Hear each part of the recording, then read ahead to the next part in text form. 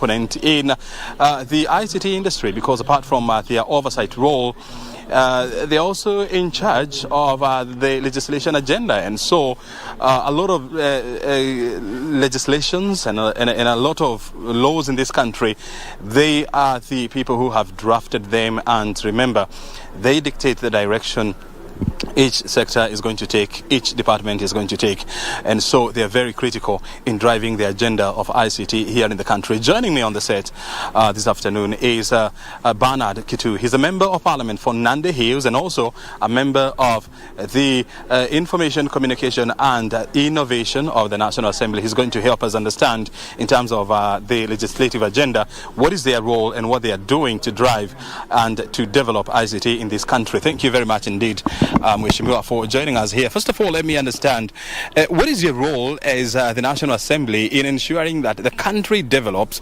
ICT-wise? Thank you very much, Brian. First of all, today or the last couple of days, we've been having a conference, the summit that brings together all the stakeholders in ICT, both from the software to the infrastructure, both vertical, horizontal, all players within the government are here in Mombasa.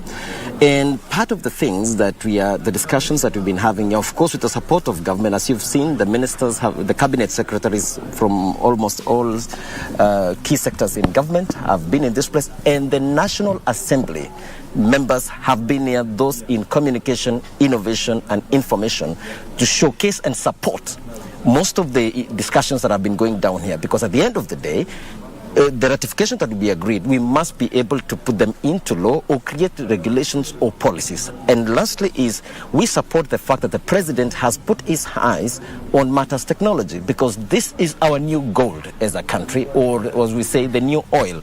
This is an area that is going to shove in a lot of revenues for our nation and give jobs to many Kenyans, many young Kenyans, and also Kenyans are very brilliant. Now we are at such a time that the country is going towards the ICT direction, and us as Parliament, we are here to make sure that we will support a couple of ratifications that will be passed on today here. Of course, you have been in office as Parliament for less than 7 months now, but of course there was no time to take any LAR. You had to hit the ground running. What are some of the legislative agendas that you have planned to ensure that the sector is well regulated and the ground is well set for growth? Let me begin.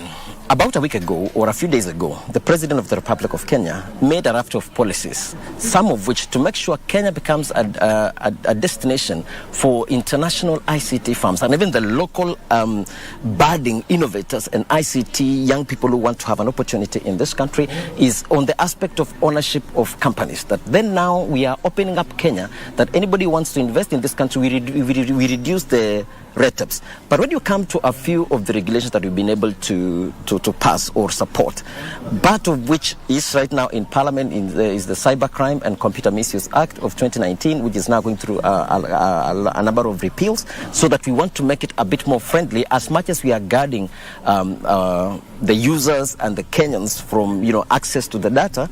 Those are some of the things that we're passing on. The second one is the Data Protection Act, which now again we are doing a lot of amendments towards the same, so that we want to have a way, Brian, that most of the international tech companies, you do not need to export our data way out there. We want to store our local data within the country, so that you can only utilize it from within. So those are the safeguards that we want to bring on. As well as we continue the same discussions, it's also to look at it from the aspect of taxation.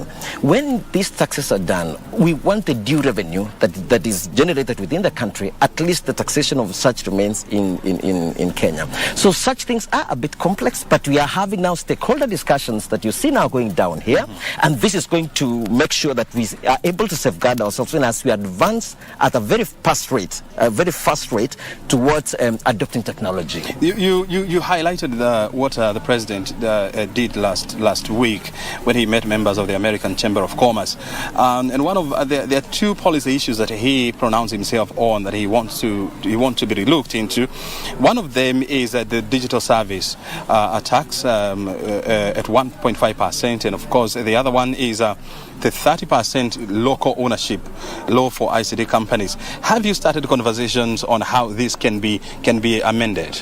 Since now it came from as a policy of government, now it will be for us now to come and have a discussion as the Committee on Information Innovation and in Parliament, so that then when we look at the greater picture of the same, I know even as we go forward, we'll have a bit of public participation, and then we'll be able to now pass this draft of serious policies that is going to help our country. And I want to add this, Brian, that even as we do all this, our consideration is the young people in our country.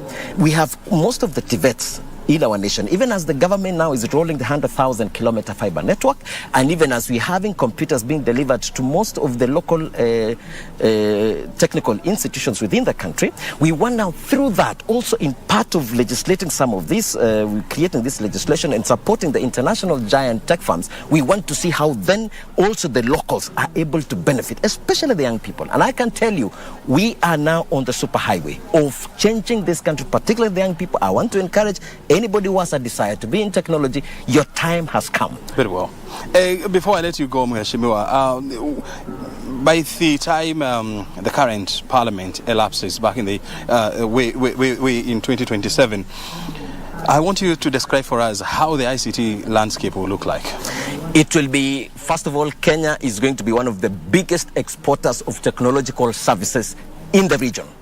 I can guarantee you, Brian, that we are going to beat Rwanda, which apparently now, because of the way the president of Rwanda had put his focus onto the aspect and area of technology, the current president of the Republic of Kenya has mapped it very well and seen that this is an area that we can be able to benefit. I want to encourage every Kenyan, every young Kenyan, every citizen of this nation, let us embrace technology.